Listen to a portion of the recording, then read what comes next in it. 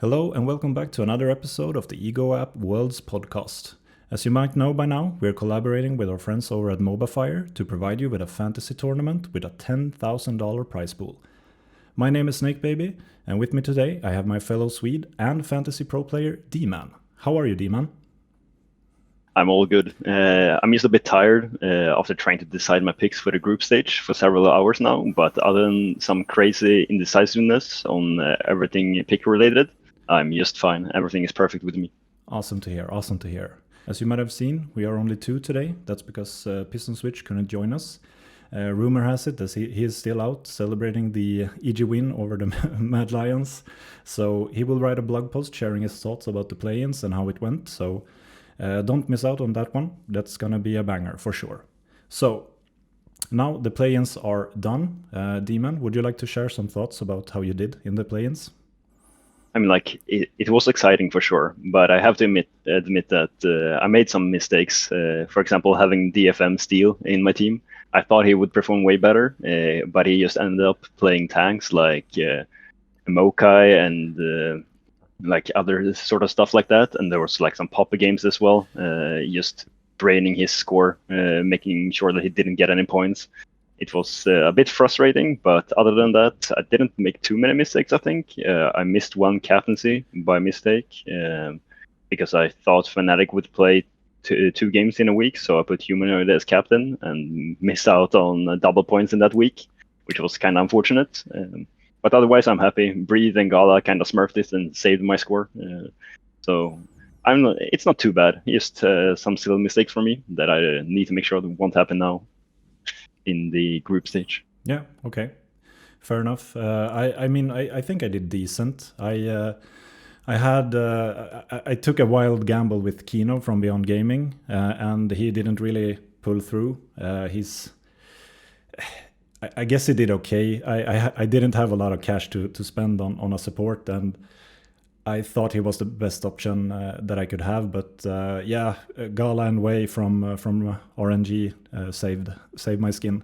So I'm doing fairly decent, I would say, at least. And now bear in mind that we're in a wipe stage on the fantasy league, so you can pick and choose from every player that you would like to have in the group stages to no cost. So please don't use your sell tokens in vain. Just pick a new team and stick with it for now.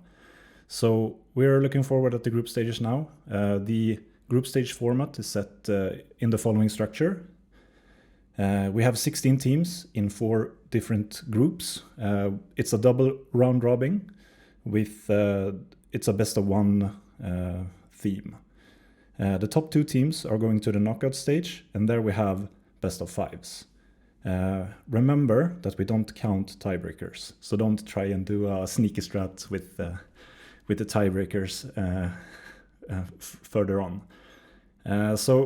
D-Man, where do you rank the different teams in the group? Yes, I guess we can start with Group A, as it's the first group. We have T1, EDG, Fnatic, and C9 in that group. I think T9 has had a bit of a rough patch towards the end of their regional playoffs, and their players didn't seem to be in top form, especially their bot lane. As for EDG, they look kind of hot right now, and towards the end of their regular season as well. And I think they will have no problem claiming the first place in this group. For the roster issues at Fnatic, I think I expected the roster issues to be more impactful than they actually were. Fnatic seemed to pull through quite easily, even though they had these issues, and they did way better than I initially predicted. But as we saw in their game against Loud, they are far from bulletproof right now, and I expect there to be some chaos around the Fnatic in this group.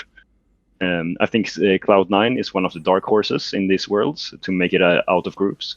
And I've seen them have some really nice performances against the other enemy teams, but we have to see if they can hold up against the European and Asian teams as well.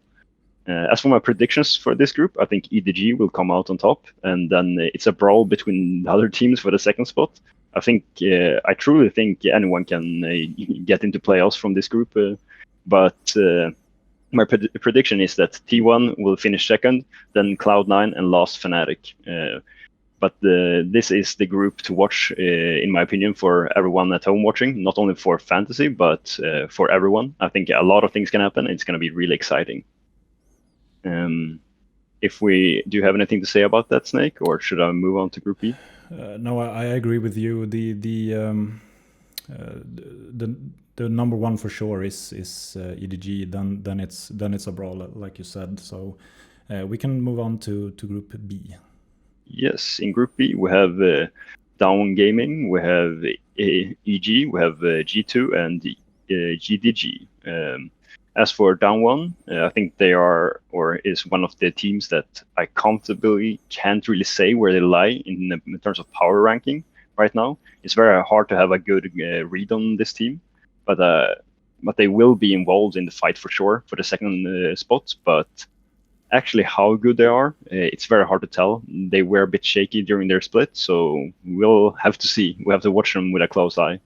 As for EG, I think they are outmatched in this group and might as well just pack their bags right away. I think there's no way they can contest here. G2 is kind of the same as with the Down One. I'm not sure. They are very up and down with their performances, high highs and low lows. But my expectation is that they will fight with Down One for the second place. And then we also have GDG, just like EDG in Group A. I think GDG is the clear fan favorites for this group, mine included. My final prediction for this group is that GDG will finish first, followed by G2 in second, then Dawn One, and in last place EG. Any thoughts on that, Snake? Yeah, I think I have DVG as second. I don't think G2 will be able to beat them, and yeah, for sure, EG will have to take a beating on this one. I think. Yeah. I'm sorry, Piston, but that's just how the cookie crumbles sometimes. Moving on to Group C. Yes, in Group C we have DRX, GAM, Rogue, and Top Esports. It's a rough group for my European boys in Rogue, but I put my trust in them, just like in G2, and I predict that they will make it out as second seed before them. Top Esports will claim the first spot, and then DRX ending third, and last GAM in the fourth spot. In Group D, we have 100 Thieves, CFO, Gen G, and RNG. I'll make it quick for this one. Gen G clear at the top, followed by RNG, CFO in the third, and the 100 Thieves in their spot reserved for them since they qualified for Worlds, just like most NA teams right now. But it is what it is, and I think everything is pretty clear around Group C and Group D. Yeah, but moving back to Group C, you actually think that Rogue will claim the second spot? Yes, I do. Interesting. I mean, like, I might be a bit EU biased, but it is what it is. And I was in Malmö when they played the finals against G2, and they looked pretty solid, actually. And they have convinced me. So yeah, I think they might be able to get a few games off DRX, hopefully at least. And we can see a Rogue qualify for the playoffs in Worlds. Would be really cool. Yeah, I mean, they looked so good in Malmö. So... yeah, I can't disagree with you, but we have different picks there for sure. Yeah. Okay. I mean, like, DRX is fully valid. I think they might as well claim the second seed. It's a very close combat. I feel like between those two teams. Yeah, and yeah, we both have GAM Esports at the bottom. Yes. And 100 Thieves, a little NA Smackdown again. So, okay, moving forward with another question. Yes. Which players do you think are a must-have in the group stage? Ooh, this one is a bit special for the group stage now compared to the play-ins. It's not so much about a player being a must-play. I feel like in the group stage, it's more about building a team with a good balance rather than some individual players that you must have. But there are some players that jumped out at me straight away when I looked at prices and how cheap some of them were compared to their counterparts. And those are RNG and Gen G's top laners, Breed and Doran, being the cheapest out of the players I expect to be in the top of the point tally. We also have in the jungle DRX and Gen G's junglers, looking pretty solid in terms of what I could expect their points to be and also their price tag. In mid lane, there are two clear standouts in Showy and Scout, being very cheap, especially Showy, who is the cheapest player out of the top teams, and also the player that I believe will rack up the most points out of any mid laners. So I think if there is any player that's a must buy or must have, I think it's Showy. As for bot laners, we have Cloud9 Berserker and EDG's Viper, being very cheap and good options as well. Berserker being the bit more economical or cheaper option, and Viper the more quality option. But I think both of them are very good for the amount of money you need to spend to get them. In support, we have Sven, extremely cheap and could be used as a good fill option for your team to be able to spend more cash into other lanes. Also, GDG's support missing is a very cheap option if you're looking to get some GDG action in your support role. And I think that's pretty much all the players that I think really stands out to me in terms of them being very cheap and actually could rack up a lot of points. And I think the main takeaway from this is Showy is something everyone should look at trying to get into it in the team. And if it's not possible, it's not possible. But I think everyone should try to keep an eye on him at least. Yeah, that's some solid advice. I tend to spend most of my monies on top laners and bot laners. So yeah, some cheap options are always welcome in my team. Yeah. Well, if we are going to ask the opposite question, then which players are you going to avoid?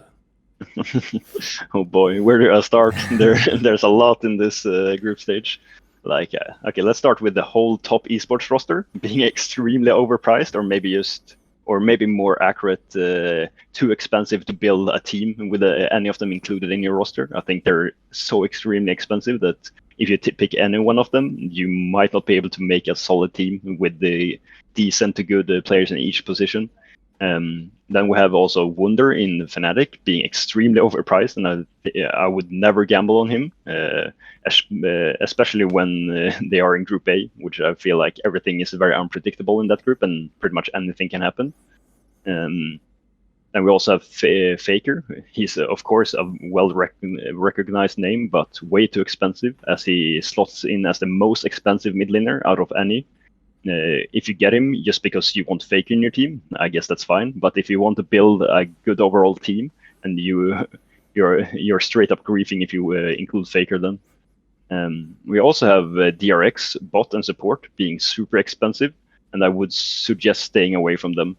Just because there's so many expensive players right now. I believe it was that I suggested DRX support in the play-ins, but now when we move into group stage and all the players are so much more expensive, I don't think it's that wise to spend so much money on a support. We also have G2 Caps for the same thing, way too expensive for the points I expect him to collect. And then as some final ones, we also have Vulcan, Hilly, and Lehend being some of the other examples for the most overpriced players in the tournament, in my opinion. I think you all get it. There are a lot of overpriced players right now in the group stage, and you just got to keep an eye open to make sure that if the money doesn't add up when you're building your team, you maybe have to default to like a bit more cheaper options. At least that's what I have realized when I'm trying to build mine. Okay, moving on. How would a player that is behind me do a comeback in the group stage? Do you have any tips? I mean, like, I might be able to save you, but if I give you the tips, a lot of people will do it as well. So it might not save you, but it might save some people out there. The first thing they could do is build their team in a way that they commit a sell token during the days 5 to 8 during the group stage, where only one group plays per day.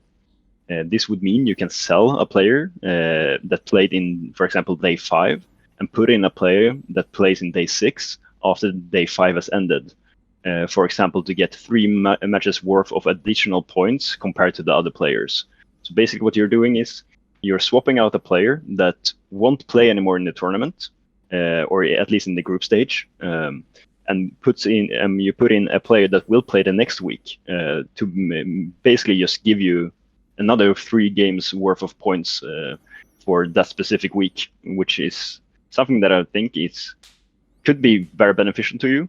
But if you would then end up making some mistakes in the playoffs and not having enough sell tokens to fix those issues, then it could be a risky game. But I think it could be worth a gamble. I might actually do it myself. The other important thing to think about is that if you don't want to commit a sell token, that you make sure that you have a player from each group so you don't lose captaincy for one of the days in the days 5 to 8 of the group stages, when only one group plays per day. If you don't make sure that you don't fall into this trap, then you will end up losing points worth 1.5 games because you had no player playing that day, for example, and therefore had nobody to earn those additional captain points.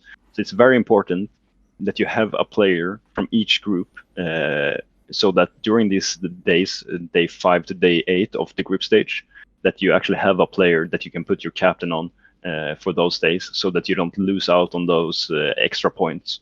And if you can't really make that happen because you want some specific players and you can't afford to have a really good player from each group, then I would suggest you doing the first tip that I gave you and using a sell token to make sure that you're actually able to have a captain for each one of those days. Okay. Speaking about captains, which player will you put as the captain on, and why? Yes, okay. This one is a bit more complicated, but try to follow along. As we already talked about, in the last few days of the group stage, only one team plays per day. This means you need to have at least one good captain option for each group to get full value from your captaincy during these days. Additionally, you also want your players to be spread out for the first 1 to 4 days of group stage in a way that you can have a captain that is expected to rack up a shit ton of points each day. Also, each day of the first 1 to 4 days of the group stage, one group will not be playing each day. So there will be 3 out of the 4 groups that plays each day, and one group will not be playing. So you won't get any points for that specific day for any of the players from that group. It can also be good to keep in mind. I've also made a small graphic that you should see on your screen right now. It shows what teams I predict to have the easiest matchups for each day, to judge what team and what player from that team that captaincy should earn you the most points. For day 1, as we see, we have JDG being the primary option, and the player I suggest from that team is Hope, 369, or Kanavi. And if you don't have any of those, you most likely will have to resort to a riskier captain pick with Scout, Viper, or even one of the Gen G players. For day 2, we have the players from Top Esports, JDG and G2 being the best options for your captain. Day 3, we have Gen G, RNG, and Rogue being the best options, or maybe even EDG for your captain in those days. I will stop reading the graphic here, but you can see the rest of my suggestions on your screen. The reason why this is important to keep in mind while building your team is that you don't want to build a team and then end up with 1 or more weeks with no good captain options because everyone had bad matchups that week. When I'm building my team, which I'm currently doing right now, I'm actually building it around trying to get as much value out of my captain as possible. So I'm looking at each week which teams have the best or easiest matchups, and making sure that for each week I have a captain that actually I expect to win the game, so I get those extra points for the win on my captain, as well as just the player being able to earn a lot more points with tower takedowns, dragons, barons, and etc. So I think it's very important to keep in mind everything about the captains that I talked about now when you're building your team, so you make sure that you always have a good captain for each week. You don't end up have to put your captain on maybe a support that will earn 4 points or 5 points for one game, and you end up basically just losing so much value.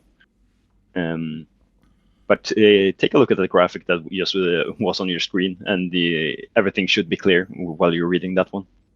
Yeah, and we will post that image on our Discord and on Twitter as well. So you well, you can also post this this YouTube. So it's up to you.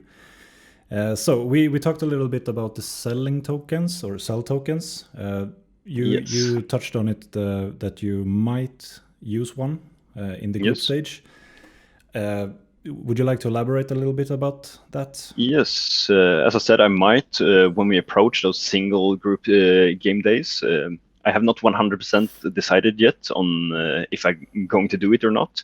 It depends on if I don't get it to work with the captaincy for those 5 to 8 days of the group, or day 5 to day 8 of the group stage.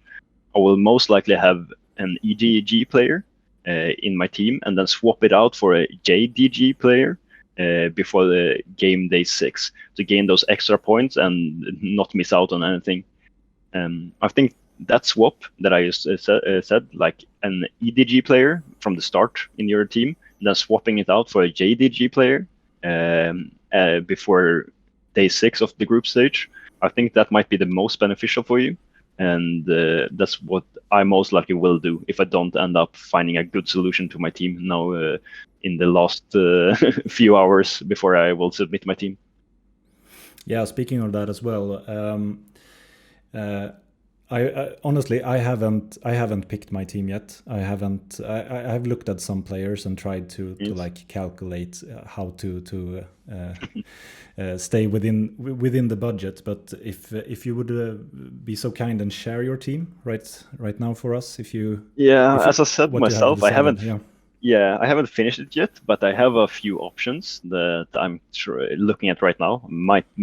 I might maybe not end up going with any one of these, but this is what I have right now. So my first lineup is 369 from JD Gaming in top lane. I have Piosik from DRX. I have Showy from Gen G, and then Berserker and Sven from Cloud9. And my second option is Fudge in the top lane. And then Canyon from down 1, Showy in the mid lane, Comp from Rogue, and then Sven from Cloud9.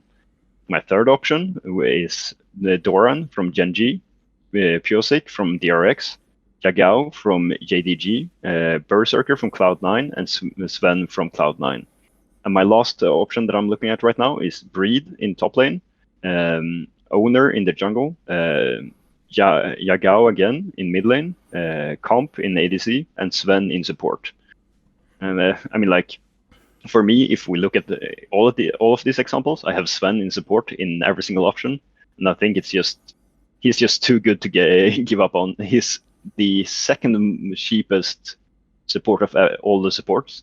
He's pretty much just an enchanter one trick. He doesn't play engage that much, so he will not be the one jumping into the opponents. He won't rack up as many deaths. He will get assist way easier, and he's also so cheap, so it allows you way more room in your budget to spend on the other players. And I think that's something that I'm really looking to try to keep in my team. The same kind of goes with the Berserker. He's a extremely cheap player that I think could rack up some points. And then the other picks are just pretty much power picks that I think could rack up a lot of points, and I'm just trying to balance it out with what I think is the best team possible right now, which I'm very unsure of which it actually is, but hopefully I will be able to decide in a few hours. Yeah, hopefully. I mean, you gave I gave 0 teams and you gave 5, I think, 4 or 5 complete lineups. 4 teams. Yeah, that's the difference between being a host and being a fantasy pro player. Yeah, so, I mean, like, I feel ashamed for not scoring higher in the first in the play-in, so I need to put in the work now to make sure that I actually like get into the top now. I think I'm at around like spot 60 right now from the top, so I need to climb those 59 extra spots to get into the first place. Yeah, have you seen who is currently at 5th place? Yeah, it's our friend from America, Yeah. if I'm not wrong. Yeah, he's doing. He was killing it in the play-ins. So yeah, that's about Yeah, it that we have for today. Or do you have anything else? I have something else Oh, here. okay. Go Since for it. our friend from America is not here today, I just went into and checked his profile on the fantasy page, and I actually see here what players he have chosen for Oh, in the group right, stage. right. And he actually has in top lane, he has 369 from JDG. He has Blabber from Cloud9 in the jungle. He has Chovy from Gen.G. Then he has Sven in support role and Viper from EDG in AD carry. To be honest, it's a pretty solid lineup. This is actually a lineup that I looked at myself as well, but I wasn't too big of a fan of going for this because I don't have too much trust in Blabber personally. But for sure, it's a really good lineup, and I really like the 369 pick and the balance of having.